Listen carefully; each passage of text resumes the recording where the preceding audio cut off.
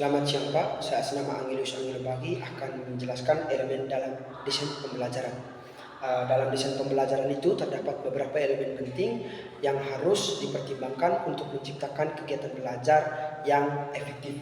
Berikut ini akan saya jelaskan mengenai elemen-elemen penting tersebut.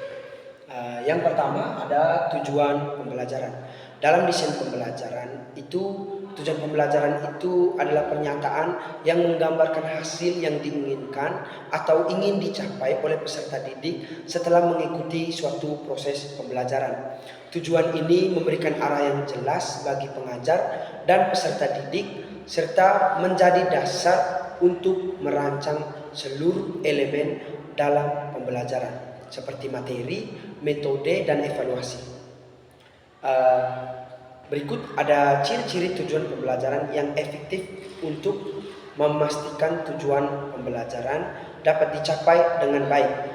Tujuan tersebut harus memenuhi beberapa kriteria, antara lain yang pertama spesifik. Tujuan itu harus jelas dan terfokus pada satu kompetensi atau hasil yang ingin dicapai. Misalnya, siswa dapat menjelaskan prinsip dasar hukum Newton. Yang kedua itu terukur. Tujuan itu harus dapat diukur untuk mengetahui sejauh mana pencapaiannya. Ini berarti harus ada indikator yang menunjukkan apakah peserta didik itu telah mencapai tujuan tersebut. Misalnya melalui tes, tugas, atau demonstrasi. Yang berikut keterampilan dapat dicapai tujuan yang dirumuskan. Itu harus realistis dan dapat dicapai oleh peserta didik dalam jangka waktu dan kondisi yang ada. Yang berikut relevan. Tujuan itu harus relevan dengan kebutuhan peserta didik, konteks pembelajaran, dan standar pendidikan yang berlaku. Terkait dengan waktu, itu tujuan harus memiliki batas waktu tertentu untuk mencapainya. Misalnya itu siswa dapat memainkan musik dengan menggunakan instrumen piano dalam waktu 1 minggu atau dalam beberapa hari. Materi pembelajaran dalam desain itu pembelajaran merujuk pada bahan ajar yang digunakan untuk mencapai tujuan pembelajaran. Jadi setelah tujuan itu ada materi. Materi ini mencakup informasi, konsep, keterampilan, atau pengalaman yang perlu diukur atau dipelajari oleh peserta didik untuk mencapai kompetensi yang diinginkan. Pemilihan materi yang tepat itu sangat penting agar pembelajaran itu dapat berjalan dengan efektif dan efisien. Materi pembelajaran atau pemilihan materi harus mempertimbangkan beberapa hal. Itu contohnya seperti relevansi. Relevansi sendiri itu adalah materi yang dipilih itu harus relevan dengan tujuan pembelajaran dan membutuhkan peserta didik dan sesuai kebutuhan peserta didik. Materi yang sesuai dengan konteks kehidupan nyata dan peserta didik itu akan lebih mudah dipahami dan diterapkan. Maksudnya itu materi tersebut. Yang kedua, tingkat kesulitan. Materi pembelajaran itu harus disesuaikan dengan tingkat perkembangan peserta didik. Materi yang terlalu sulit atau terlalu mudah itu dapat menghambat seorang pelajar itu dalam proses pembelajarannya. Oleh karena itu, pengajaran materi harus dimulai dari konsep yang sederhana, lalu berkembang menuju materi yang lebih kompleks. Yang berikut itu adalah sumber belajar. Maksud dari sumber belajar ini adalah sumber yang digunakan untuk mengajarkan materi dan harus beragam dan mudah diakses seperti buku, teks, artikel ilmiah, video pembelajaran, atau alat peraga yang dapat memperkaya pengalaman belajar. Yang berikut adalah proses pembelajaran. Dalam pembuatan proses pembelajaran itu, desain pembelajaran itu melibatkan beberapa tahap yang saling terkait untuk menciptakan pengalaman belajar yang efektif dan terstruktur. Langkah-langkah yang umum dalam pembuatan proses pembelajaran ini itu yang pertama adalah analisis kebutuhan. Di tahap analisis ini itu melibatkan identifikasi masalah atau kebutuhan belajar yang harus diatasi pendidik dan perlu dipahami pelajaran apa yang akan dipelajari, tentu pembelajaran dan konteks serta tantangan yang ada. Lalu yang kedua, penentuan tujuan pembelajaran berdasarkan analisis kebutuhan tujuan pembelajaran yang ditetapkan dengan jelas. Jadi tujuan ini harus spesifik, terukur, dapat dicapai, relevan, dan terbatas waktu.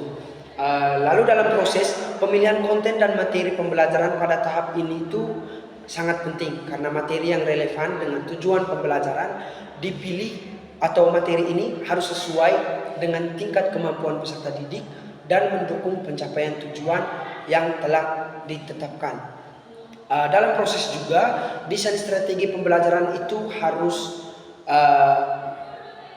merancang metode atau strategi untuk menyampaikan materi pembelajaran. Ini bisa mencakup penggunaan teknik pengajaran tertentu, alat bantu, dan teknologi yang relevan, serta cara mengelola kelas. Yang berikutnya juga pengembangan media pembelajaran. Di dalam proses itu pendidik perlu memilih atau mengembangkan media yang akan digunakan dalam proses pembelajaran, baik itu berupa teks, gambar, video, atau alat interaktif lainnya. Dalam sebuah proses juga penyusunan rencana pembelajaran, atau biasa disingkat RPP, itu mencakup langkah-langkah rinci yang akan diikuti selama sesi pembelajaran, termasuk kegiatan, metode penilaian, dan waktu yang diperlukan. Lalu dalam proses juga tidak kalah penting juga ada implementasi pembelajaran setelah desain selesai. Pembelajaran dijalankan sesuai dengan rencana yang telah dibuat. Pada tahap ini, pendidik mengimplementasi strategi, materi, dan media yang telah dipilih. Setelah proses, ada evaluasi. Dalam evaluasi itu, pentingnya evaluasi dalam desain pembelajaran itu dilakukan untuk peserta didik, dan hasil penilaian digunakan itu untuk mengevaluasi atau menggali kembali efektivitas desain pembelajaran dan untuk melakukan perbaikan jika diperlukan.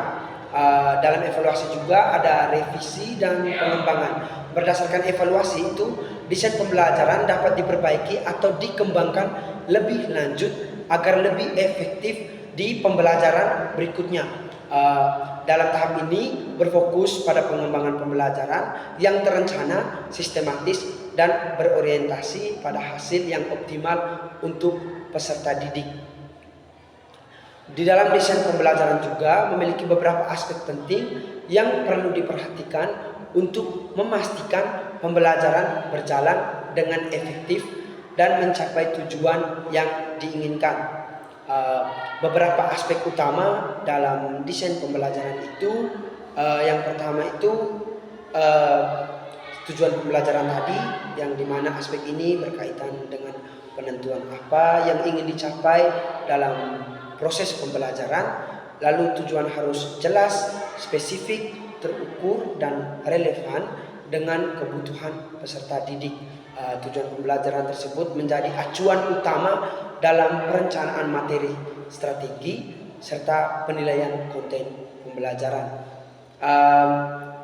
Konten pembelajaran ini mencakup materi atau informasi yang akan disampaikan kepada peserta didik, serta aspek ini memastikan bahwa materi yang dipilih itu sesuai dengan tujuan pembelajaran dan tingkat kemampuan peserta didik.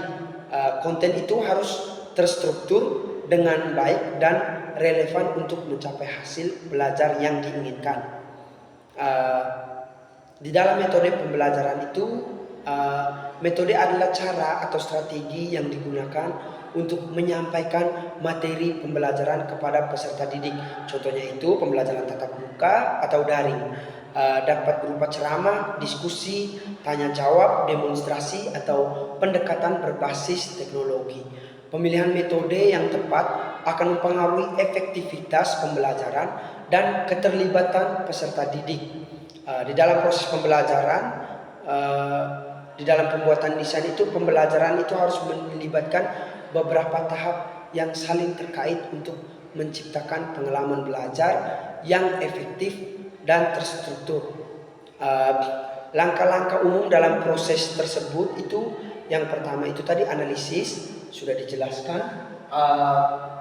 Lalu dalam proses juga itu bisa kita lihat ada metode pengajaran tadi, lalu aktivitas siswa, lalu interaksi pengajar dan siswa, di mana bisa dibuka sesi tanya jawab apabila ada materi atau bahan ajar yang diberikan oleh pendidik itu kurang dipahami oleh peserta didik. Lalu yang berikut, teknologi dan media pembelajaran itu bisa digunakan menggunakan media apa saja, seperti yang sudah dijelaskan tadi, seperti video, media pembelajaran buku teks atau artikel ilmiah.